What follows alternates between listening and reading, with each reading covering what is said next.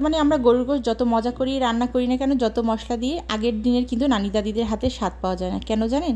কারণ আমরা যান্ত্রিক হয়ে গেছি। এখন আমরা হয় ব্লেন্ডার করি, না হয় হচ্ছে গুঁড়া মশলা প্যাকেটজাত সেটা দিয়ে রান্না করি। আজকে অথেন্টিক নানি দাদিদের হাতের গরুর গোশের স্বাদ পাওয়ার জন্য সম্পূর্ণ বাটা মশলায় রান্না করব।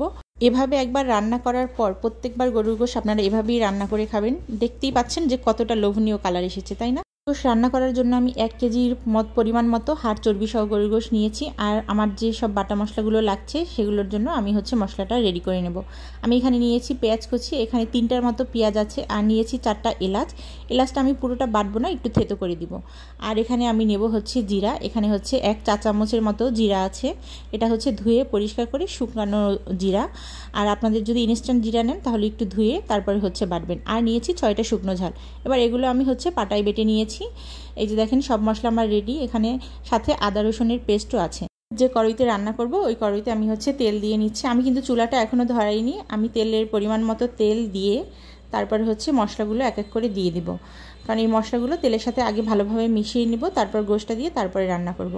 মশলাগুলো দেওয়া হয়ে গেলে আমি এখানে অ্যাড করব একটু হলুদের গুঁড়া। যেহেতু আমার কাছে হলুদ ছিল না বেটে নেওয়ার জন্য, এজন্য আমি হলুদের গুঁড়া ব্যবহার করেছি। আপনার হাতের কাছে যদি হলুদ থেকে থাকে আস্ত হলুদ, তাহলে আপনারা হলুদটাও বেটে নেবেন, তাহলে বেশি ভালো হবে। আর লবণ দিয়ে এবার আমি তেলের সাথে ভালোভাবে এটা মিশিয়ে নিচ্ছি। এরপরে ধুয়ে পরিষ্কার করা গোশটা আমি এর মধ্যে হচ্ছে ঢেলে দিব।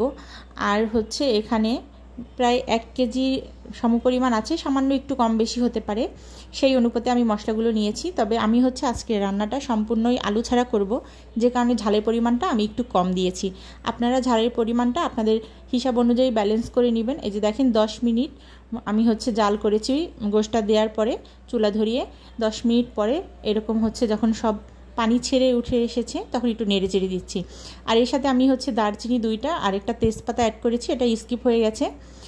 আর আপনারা যদি হাতে সময় থাকে তাহলে এটা একদমই হচ্ছে 10 মিনিট পরে ঢাকনাটা খুলে একটু নেড়েচেড়ে দিয়ে তারপর একদম লো হিটে রান্না করবেন। 2 ঘন্টা লাগবে রান্না করতে। যদি সময় থাকে তাহলে এই কাজটা করবেন, তাহলে হচ্ছে খেতে বেশি ভালো লাগবে। কারণ গোশের যে পানিটা বের হয় সেটা থেকে যদি রান্না করা হয় তাহলে স্বাদটা আরও বেশি পাওয়া যায়। আমার হাতে সময় কম ছিল বলে আমি কিছুটা হচ্ছে পানি এর সাথে অ্যাড করে নিয়েছি। অ্যাড করে তারপরে হচ্ছে আমি একটু হাই হিটে জাল করে নিয়েছিলাম, যে কারণে আমার হাতে সময় কম ছিল বলে আমি এই কাজটা করেছি। আপনাদের হাতে যদি সময় বেশি থাকে তাহলে অবশ্যই লো হিটে ওই গোশের পানি দিয়েই সেদ্ধ করে নেবেন, তাহলে বেশি ভালো হয়।